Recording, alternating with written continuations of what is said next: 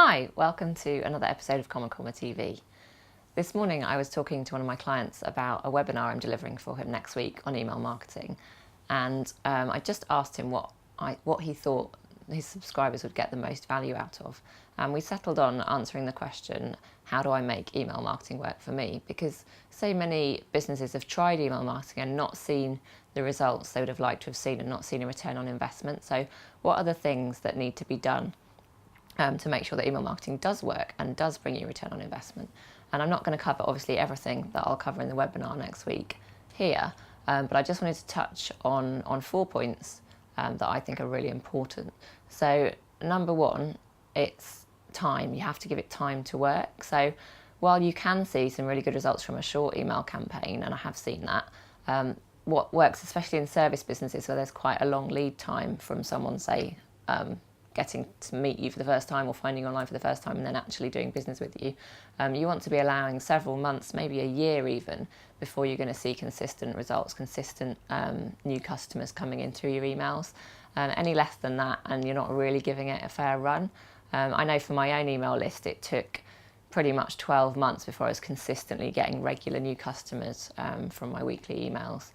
So you have to give it time.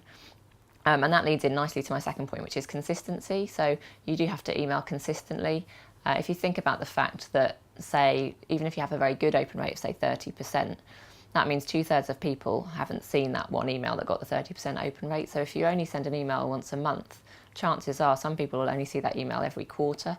So ideally you want to be emailing every week, every 2 weeks maybe, or more often than that, to make sure that enough people are seeing your emails and building that relationship with you. And then third point, you want to be delivering value. So you want to be sharing useful information, stuff that people can apply to their life, to their business, and actually see a benefit from. So a good example is a contact of mine. She runs a training company for parents, for teachers that work with children that have had a traumatic start in life. Now, my children haven't had a traumatic start in life, but a lot of what she shares is really useful for any parent.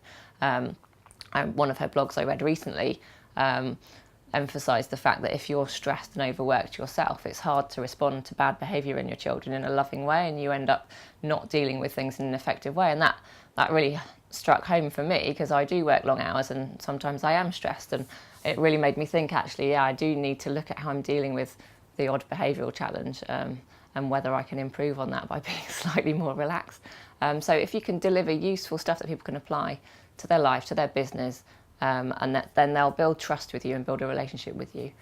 And then fourth point, you do also need to sell. So you need to sell what you do, your products, your services, your courses. If you send out 20 emails in a row that are all value and information and really helpful, and then you suddenly send a sales email, that's going to be a bit of a shock to your audience. They're not used to it. So you want to be selling on a regular basis. So a nice ratio is kind of 3 useful, value-led emails and then maybe 1 sales email. And it doesn't have to be a full-on hard sell, but you might want to use techniques like deadlines or offers just to drive the sale.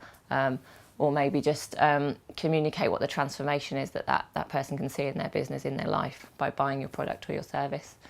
So that's 4 points I wanted to cover. I'll cover a lot more in the webinar next week, which I'll be publicising online. And just probably a 5th point, actually, is make sure you track what you're doing, so make sure you know whether you're getting results from your emails, because that's critical. That's all for me. See you next time.